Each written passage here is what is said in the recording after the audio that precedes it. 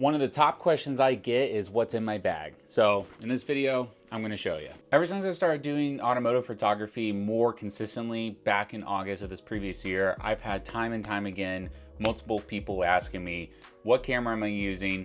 What am I using for my POV? What kind of gear am I using? What kind of filters I'm using? Literally everything under the sun that you can think of, people have been asking me about my gear. So this is a completely unscripted kind of like rant about all the different things that I use in my camera bag. And some of the things that I use in my camera bag, you yourself may not need it. So I'm gonna just go through every single thing that I have. And then if you have any questions about any of the things that I use, just drop them down in the comments below and I'll do my best to answer them for you. If I have B-roll footage of it, I'll be sure to put it on screen for you so you can actually see it. If it's in front of me somewhere on my desk, I will gladly hold it up and show you as well. In the moment, I am actually reorganizing my desk and the whole room is kind of a mess.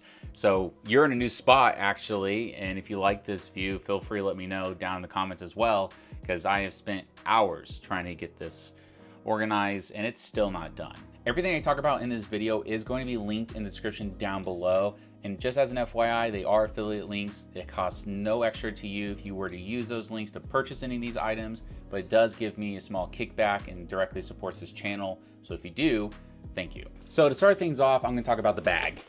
Oh God. This is a brand called Caden.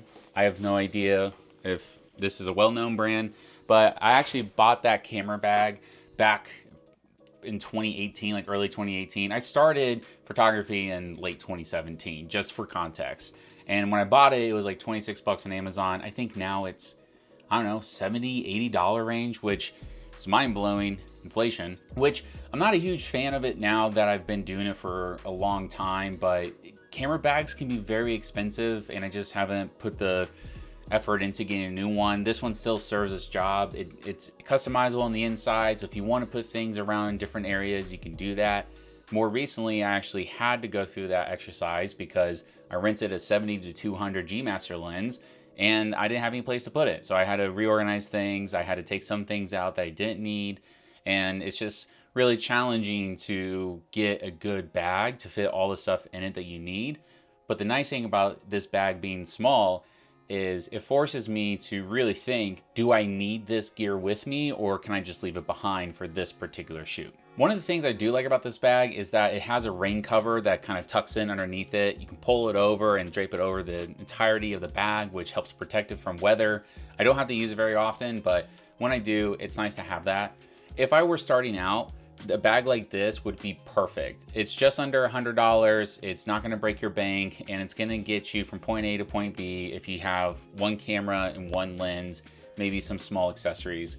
It does have the ability to fit a 14-inch laptop in the sleeve or even an iPad, but since then I've actually upgraded to a 16-inch laptop, so it doesn't really fit that well. Moving on to the back side of it actually is a recent pickup that I've gotten, and that is this Falcam quick release backpack strap holder thing, whatever you want to call it. I've done a lot of research over all the different ones that you can get, and this one actually ended up being the one I got because the back of it that goes up against your shoulder is very comfortable, doesn't dig into you. I've heard other ones do dig into you, like the first version of this did, and also the Peak Designs one does. So I went ahead and went with this. I do like that you can put it any orientation you want, the clip itself. I just attach it to the bottom of my camera cage and then I slip it on there and it works just fine. The only rant I have about it is the screw that screws into the threads is a little short, and whenever I'm carrying my heavy camera with a larger lens, it likes to loosen itself over time just by walking around. So I have to constantly take my multi-tool out of my cage and tighten it back up. That's my only kind of drawback on that, and I think it's just because I have a much heavier camera, so it's just gonna happen. But that's something to take into consideration. The next thing on my list that's actually another recent pickup is the DJI Mic 2 system, which when I open it, you can see that there's only one microphone in at the moment. And that's because I'm using it right here in case you can't see it. And it's attached to my camera. I battle myself back and forth a lot about getting an external microphone, especially a wireless system, because they are quite expensive.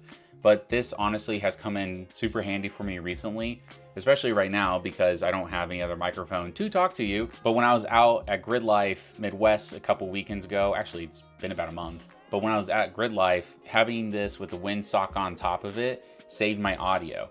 And it also has 32-bit flow. So having the loud exhaust of all the cars driving past me as I'm filming and taking pictures, I was able to recover a lot of my audio. And with the wind, it ruined my audio for my GoPro. The usability, the use cases I have for this microphone is really nice for the price, being around $350.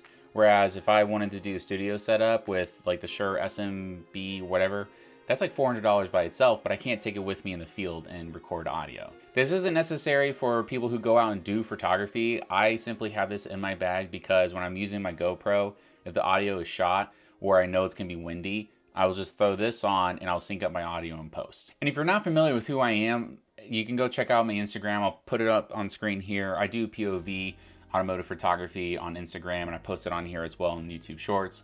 But that's essentially what I use it for. It's just my monologues. The next part I want to talk about is got a little bit of backstory to it, so I'll try and go through it quickly. We're gonna, woo, dropped it on my keyboard. It's okay, keyboard's old, I don't care about it. As long as it wasn't on my actual laptop. God, that would have sucked. But just as an FYI, this is not a sponsored video. I mean, it's sponsored by me, but it's not sponsored by anybody else. I picked up a circular polarizer filter from PolarPro way back in January of this year, and this is using their maglock system. So it actually came with a base plate. Well, it came with two base plates. One that's 82 millimeter, and then the other one is 77 millimeter. So it came with those two base plates, which it just threads onto your lens, and then you put your filters on top of it. This one was an awesome filter that I purchased. Again, my very first one I've ever purchased from them, and I've been wanting to use their stuff for years. And about a month later, they actually hit me up and said, "Do you want another filter?" And I said, "Yeah, sure, why not?" So they sent out another one, which this is an ND8 and a polarizer filter. I've used this a handful of times. It's mostly useful in sunset and sunrise scenarios where it acts as sunglasses, but also cuts out those reflections, which is pretty nice. The next one that I got from them, which I was fortunate enough to do a paid promotion for it, was actually their collaborative filter with Short Stash, his everyday filter. The filter itself that I got was actually a 1/2 strength, not a 1/4 strength, which is the everyday. The 1/2 strength suited me better for my automotive photography, and it's actually the filter I'm using right now. It softens the highlights, kind of makes things look a little bit nicer. If you can see my light back there, it's got a little bit of halation in it. Halation going on. That is the black mist filter. And more recently, actually, the few days I was in the hospital for the birth of my daughter, I got these two new ones from the Peter McKinnon line, which are PolarPro's newest ones and honestly the coolest ones I've had so far from them. It is a polarizer and variable ND filter in one. This one specifically is 6 to 9 stop, and then this one is a 2 to 5 stop one, but it's also a 1/4 strength black mist filter. So technically this one is 6 filters in one because you have 2, 3, 4, 5 stops, polarizer, and you also have a black mist filter, which this has been my favorite one that I've used. And actually more recently I've used it a lot, and I'll put some photos up on screen so you can see what I'm talking about. Now, I don't carry all of these filters with me at once. They do get quite heavy, especially the metal maglock ones. But what I'll normally do is I'll look at what kind of scenario I'm gonna be shooting in, and then I'll probably take 1 or 2 of them. Most of the time I'll take 2 of them, which is all I really need. But with these 3-in-1, 6-in-1, however many filters in one, I really just need kind of one of these or both of these, and then I'm pretty much set. The next thing I want to talk about is a little bit of a smaller accessory, but this is a must-have that I think every photographer and videographer should have on them, and that is a cleaning kit. This is a cleaning kit by Altura, but honestly, you can get any cleaning kit you want out there. You just want something that can blow the dust off of your lens and your camera, something to wipe down with, and also to clean your sensor. So this has sensor swabs in it with the proper fluid to clean them off. So if you've got dirt, grime, that is what you want to use it for. This came in handy when I was at Grid Life because my sensor was dirty and so was my lens. And if I didn't have this, I probably would have been screwed, but also there were a ton of other photographers there, and hopefully one of them would have had this, but I always have this with me no matter what. The next piece of accessory that I recommend is also an inexpensive one, and that is an SD card holder. This one specifically I got on Amazon a few years back, and it's not super expensive, but you can see in here it holds a decent amount of SD cards. The ones I primarily use are on this side. These are all my older ones that I just hold on to just in case somebody needs an extra SD card. I always have them. It does have a small red gasket on the inside that kind of helps prevent it from getting water in there, but I wouldn't say this is waterproof. There are more expensive ones out there that you can get that probably are waterproof. This is plastic. You could probably get a metal one if you wanted to, but this has definitely been a lifesaver for me. The next one is a small accessory. You don't have to get this one specifically, but I have the Peak Design wrist strap. And the reason why I got the Peak Design wrist strap is because it has the quick release system on there with those little red discs. My old camera and my current camera, I have those red discs laying around. I have some extras as well. And so this is definitely a huge benefit for me.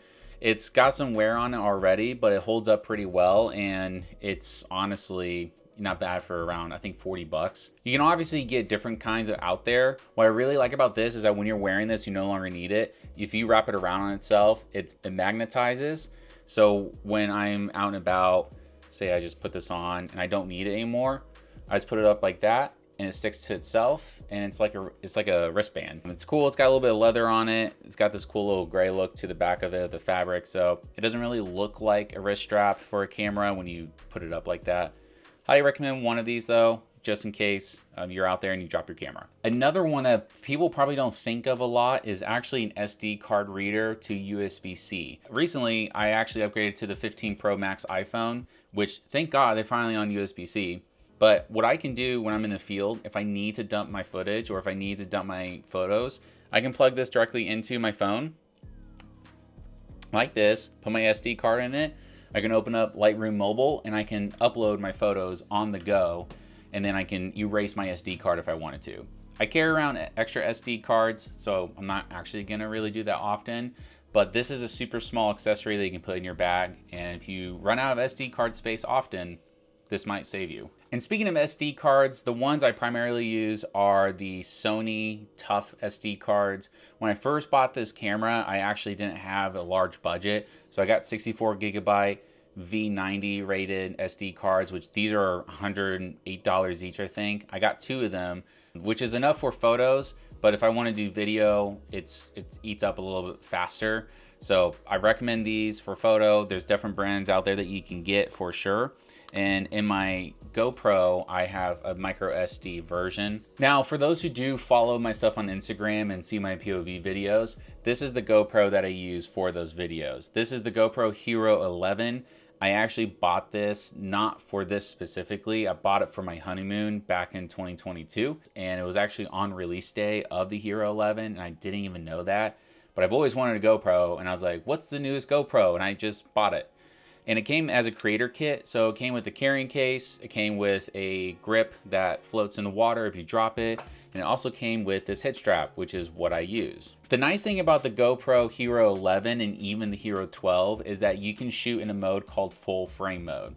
It's an 8:7 ratio, which means I can shoot it horizontally like this, and I can use the footage for YouTube, or I can crop it and make it vertical video for social media. So all I have to do is record like this, and I can use the same video for 2 different platforms. I used to not do that though. I used to turn it sideways like this using an attachment because full frame mode used to only be in 5.3K, which would heat this up a lot faster, take up a little bit more space.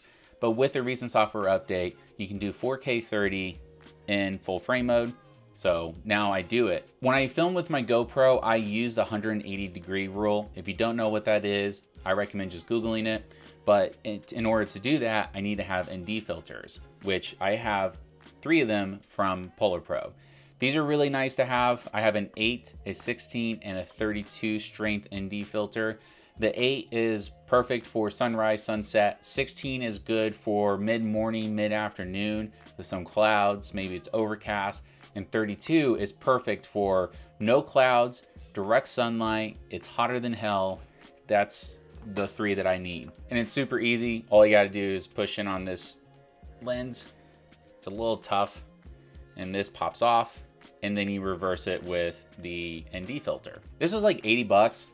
Might as well pick it up, even if you don't do what I do. If you do like action sports or something, these are super awesome. I highly recommend them. Now, the last section of this is actually going to be about my camera, which is what I'm filming on right now, and you cannot see. But I use the Sony a7 IV paired with the Sigma 24 to 70 millimeter f2.8 lens. The Mark I, not the Mark II. The Mark II is pretty sweet though, not gonna lie. Kind of want that aperture ring. But I have the Mark I 24 to 70, and I also am using a small rig cage to cover around the body itself. Starting off with the cage, I really like it because it gives me a little bit of extra grip. I have larger hands, so that pinky falling off the bottom of the grip is kind of annoying. It also provides me with a little bit of bump and bruises, kind of protection when I'm carrying it around with me, putting it in my bag. I'm able to attach accessories to it super easily. Like if I want to use my phone to get a monitor up on my video, then I can see it easier. Or if I want to get a perspective shot of showing the lens in action, I use accessories to attach that. The Sony a7 IV is the best hybrid camera that I could have purchased for myself. I used to want the a7 III for the longest time, and then when the a7 IV was announced back in 2021, I decided to wait a little bit longer, save up my money, and purchase that instead. I really love the camera. I do not have overheating issues. The images that come out of it are amazing at 33 megapixels, and I shoot in uncompressed RAW, so I'm getting the biggest file possible, and I have the most flexibility when it comes to editing my photos. I only have one lens, and that is the 24 to 70, and the reason why is because I was mostly on a budget, and now that I've been using this camera for almost a full year now, I'm looking forward to being able to purchase another lens. Recently, I rented the Sony 70-200 G Master Mark II, and oh my God, dude, I 100% would love to be able to get that lens, but I don't use it all the time, so I'm probably gonna just stick to renting it for right now. But I've always been a fan of Sigma lenses. I've had them on my old Canon, and getting this one was obviously a good deal for me because it was $1,400 cheaper than the Sony native lens. And I've used both Sony and Sigma lenses now, and I know that Sony's got a huge upper hand in some areas, but for the price, I definitely couldn't beat it. Obviously, I do have like extra batteries for both my camera and my GoPro in my bag. Just whenever I go out, I usually go through a couple batteries for my GoPro, and one of my Sony batteries usually lasts me the entire photo shoot, no problem. But that's it. I'm looking around, and I think that's literally everything I've got. So hopefully this video was insightful for you to understand like what it is that I use when I go out and go on photo shoots. You don't need a whole lot, honestly. Like even the microphone stuff, I can probably just leave it at home and not use it and be just fine. But it definitely has come in clutch for me, and I do run with one lens. So if I were to recommend you to run with one lens, I would look at a focal length like 24 to 70. There's other ones out there like 28 to 105 that are pretty good, or 28 to 75 are pretty good. There are a couple different things that you can do, but if you want to run pretty minimalistic and do similar to what I do, this is all you would need. If you like this kind of video and you want to see more stuff about like what it is that I use in the field or here in my studio, feel free to drop me a comment down below. Like the video if you haven't done so already, and you know what? If you want to be friends and hang out some more, maybe hit the subscribe button.